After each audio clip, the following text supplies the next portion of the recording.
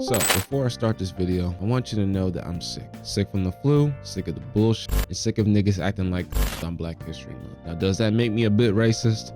Hell yeah. Does that mean I still want to see us thrive as a collective in America? Absolutely fucking not. Because that's not the world we live in. If it was, we would be in the same universe as the show Atlanta, getting our reparations with a quickness. For all my OG subscribers who've seen the first and second installment of this series, y'all already know what type of timeline I'm on. I'm surprised I'm making a third installment, to be honest, but here we are. These are all the things wrong with Black History Month. Starting with the Grammys.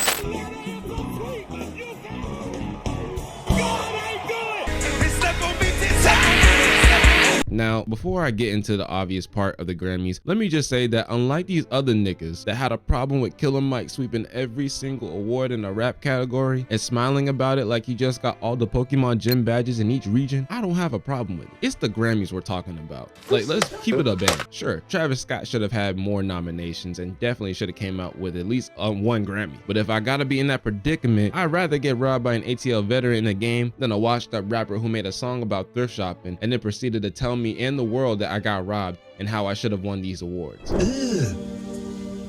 Brother, I mean, come on now. Like, to tell me in the world, like, come on, bro. I remember it like it was yesterday. In your taste? The fuck? Are you kidding me? Are you kidding? Are you serious? For real talk, Kendrick Lamar truly deserved that fucking award. He deserved that Grammy, and it just was slipped through his fingers. Thrift shop? Really? And best new album. Come on, man. Best album of the year? Heist? The But I think the real problem, however, is that SZA didn't win album of the year. Like, come on now. SOS is not the best album she created. Hell, it's not even the best out of her discography. But I know for a fact that it is 500 times better than Midnight's. Like Taylor Swift. Taylor Swift? What is wrong with this woman getting album of the year over Black artists who deserve it? Let's not forget that she won over Kendrick Lamar in 2016. Kendrick Lamar! To Pimp a Butterfly! This nigga found himself screaming in the hotel room! Look, before I get doxxed and canceled in the worst way imaginable by the Swifties, let me pull my best friend's a Swiftie card real quick and ask him if he thinks SZA got robbed, okay? Just give me a second. Just give me 1 second.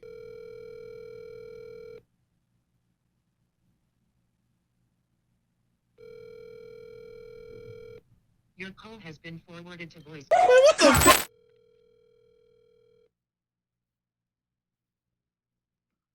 Hello? Yo, Baba Boo. Hey, what's up? I got a question. I've got an answer. You consider yourself a Swiftie, right? I guess so. Do you think that SZA should have won album of the year over Taylor Swift at the Grammys? Alright. Album, like song-wise, I think SZA's album is better. I think it would, I don't know, I just like to listen to it way better. But Taylor Swift is more popular. And so people's choice, obviously Taylor was gonna win. Because her fan base is way larger and she's way more promoted and her songs have, like, no offense, like way more like strings attached to them. Like, it's like, this song is this person, this song, like, it's way more strings, way more like an integrated like web of people. So if it was me personally picking it, I would pick SZA's album over, I can't tell you, I could probably name like 2 songs on Taylor Swift's album. And it's like, on the Midnight's album. Taylor Swift's more popular, so obviously she would have won. But like, personally, I would pick SZA. All right, that's valid. That's all I wanted to know. I appreciate your opinion, as always. All right, see, that kind of just, I ain't gonna lie, that whole phone call kind of just f***ed up half my script for the next segment.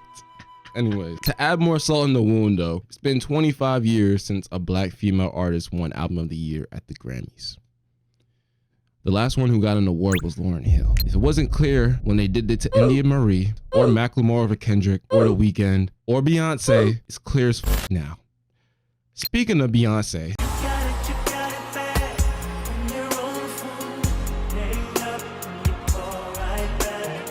now this one is kind of a mixed bag because there's a lot of major and minor things that happened during the Super Bowl. For starters, people thought that Beyonce was teasing new music and announcing her album via the commercials out of pure pettiness. Specifically when Taylor Swift announced her new album when the Grammys was going on, titled The Tortured Poets Department. And mind you, this was just after she won a Grammy for Album of the Year. So some people have speculations on that. Some might also say it's because of Shannon Sharp's comments about pushing the needle more than Beyonce. And to that, I say yes and no. You heard the phone call like a few seconds before this damn segment, so I'm not gonna go back and forth with this argument. America's sweetheart is always gonna be light-skinned or white. Let's just keep it a bang. At the same time though, we're not gonna act like Beyonce didn't have one of the best music videos of all time. Like, come on now. Nevertheless, I'm poking the bear with this topic just as much as Usher poking Alicia Keys behind her during the halftime performance. Yeah, we're going there. Oh my God. Swizz, you need to put the beats on this thing. You seen the video, bro. Hell, you seen the music video too.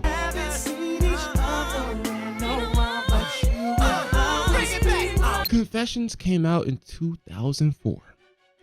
Swizz and Keys weren't a thing till 2010. Somewhere in between those 6 years, that nigga had confessions about hitting some keys, if you catch my drift. Another reason why the Boondocks are up there with the Simpsons, predicting real life events and or making things come full circle. Because god damn it, even after all these years, your girl still ain't safe around Usher. This nigga Swizz beats about to dance in the rain, trying to hit those high notes like he was in the fucking music video. Sure, Swizz can laugh about it all he wants on Instagram, but I promise you, let me get close to the mic real quick, because I'm gonna do you the same way I did Tom Holland in the Zendaya video. I promise you that you might be laughing right now, but you ain't laughing and smiling half as much as your wife on that stage. Wouldn't let that shit happen to me though. But let's get back to the other topic though. This is a family-friendly video. Come on, let's talk about streamers. Say dada. No. Say dada. No. Say dada. No. Dada. I had to put streamers in the title because of monetization, but we all know it's about Adin Ross. I would have added Kai and his stream with 21, but A, that happened in the end of January, and B, he chose to make that decision and paid the price for it. This that happened to Adin Ross though was fucked up, to keep it short. But damn it, this is the closest we are going to get to reparations in Black history if I ever see one. Not only did he get scammed by 21 during a card game, but Playboy Cardi said about 5 sentences and just dipped. He just dipped. They weren't even real sentences. They weren't even actual sentences. All he said was, "Thank you so much for everything. 2024 music. Thank you, Adin Ross, too." What, nigga? What made it even more awkward is that you gave $300K to a nigga acting like Pride from Full Metal Alchemist, performing in the dark midstream, and then going back to the studio without acting like a decent human being. Maybe that Smack DVD video wasn't capped the way he was acting and getting the free bag for doing absolutely nothing.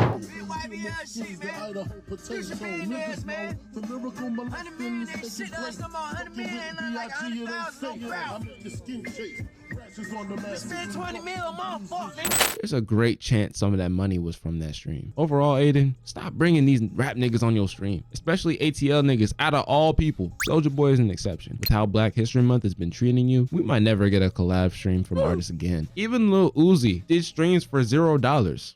Hopefully. And what did we get? A freestyle, a hair dye tutorial, like I'm watching a beauty channel, and overall a good vibe. You niggas gave 200 mil. I don't know why I said 200 mil. You just gave niggas money for nothing. You just gave niggas money for nothing, bro. You just hate to see it, man.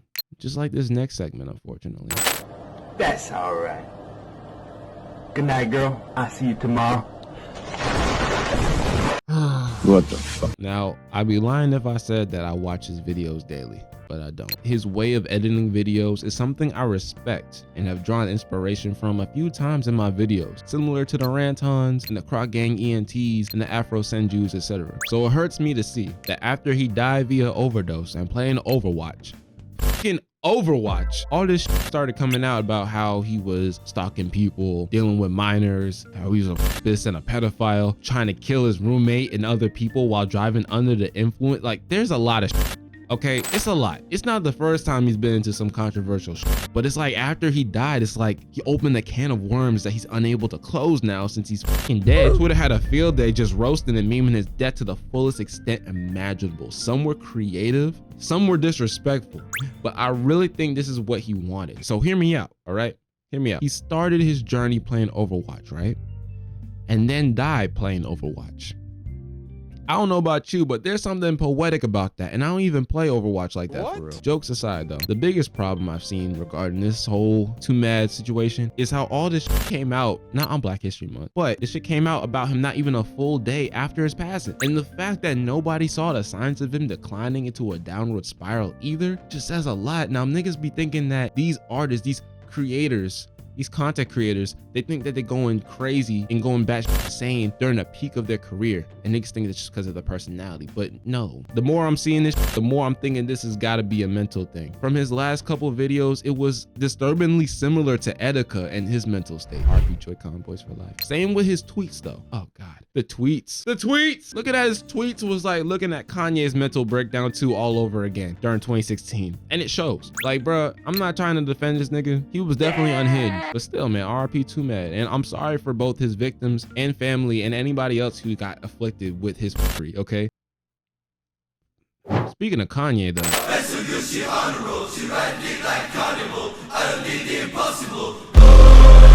And now we have reached the conclusion of everything wrong with Black History Month. And what better way to finish this off than to share my thoughts about a bipolar man making a bipolar album with bipolar reviewers making bipolar reviews.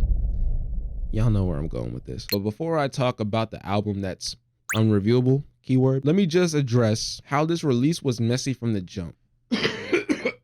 From delay after delay, to Kanye and his anti-Semitism statements, to Apple Music releasing the album just to take it off a week later and re-dropping it without notice, to Peggy literally bitching and complaining on Twitter just to get on an album that in hindsight contradicts half of his lyrics about the same niggas that Kanye is supporting or is acting like. From a producer standpoint, fuck something King go hard, I can't lie.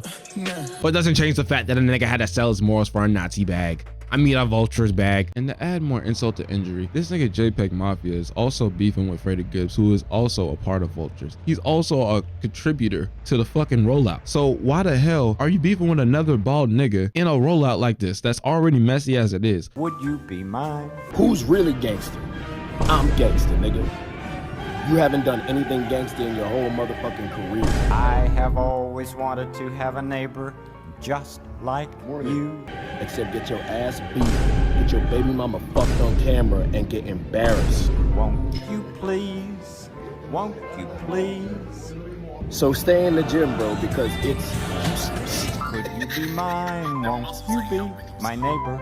Like, this is bald on bald violence. Like, this needs to stop. I ain't even gonna say black on black violence because that's just too basic and we're on Black History Month. But god damn it, this is like a baldception if you want to include Ye and Fantano on this bitch. It's just fucking crazy. Like, why would you even do that? Like, sure, you probably have more to prove because of your experimental abilities, like scaring the hoes, all my heroes are cornballs, which is ironic nowadays, and veteran. But at the same time, you can't just beef with a nigga just because he thinks he's not gangster enough, because that's what I'm getting. Niggas don't even know why y'all even beefing in the first place. It just seems so out of pocket, and on top of that, random. Like, sure, you can have all these funny ass roasts about how his baby mama got fucked on camera, or how his baby got a dick dent like Krishan's Rock's baby, or just anything encouraging him not being a gangster for real, and how you would beat up MC Ride. But the point of the matter is, don't bite that hand that feeds you, especially if you guys are in the same camp. Like, that just seems so disingenuous. Like, I can only imagine the next listening party for Vultures 2 and how you guys gonna be having beef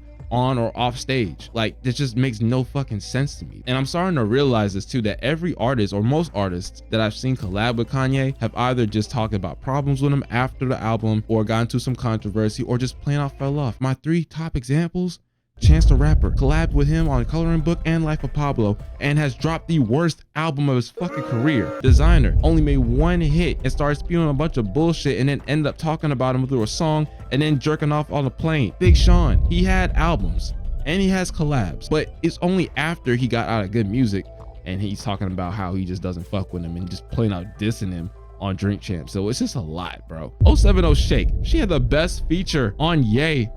And honestly, she really hasn't fallen off or done anything bad. She actually is doing good. Her albums are great. I just wanted to say it because I love her so much. She's just a great artist. Bias aside, you get the point though. You just get the point. Now, in regards to the Fantano situation, his emotions clouded his judgment, and it shows. Most of the video was a mixture of insults and selective outrage. And what I mean by selective outrage is not just the album review. or lack thereof. It's about the context of separating the art from the artist and how it's unobtainable because of the lyrics throughout each song in the album, which is valid, but is also bull.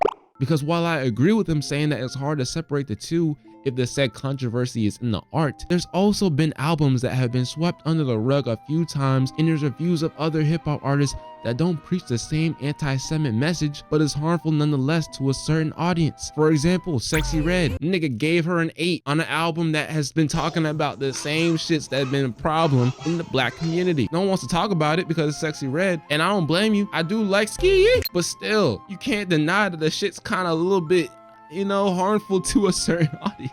When you make a music review channel, you are somewhat expected to talk about the music you are reviewing. Because let's be honest here, he cares a little bit too much while making this review. If he didn't, he could have brushed it off as a not good, or pull a Dark Sky Paradise where he's constantly saying no throughout the entire video. And to play devil's advocate, if he's really going by what he said about Vultures and the spread of said anti-Semitism in the songs and the people associated with the creation of this album and standing 10 toes down on it, then I expect the same energy for people who are indirectly affected, and that includes Peggy, Travis Scott, James Blake, Lil Durk, and Northwest. Like, come on now, with this logic, right? That means everyone who has had some assistance creating this album should be handed the same short end of the stick, no?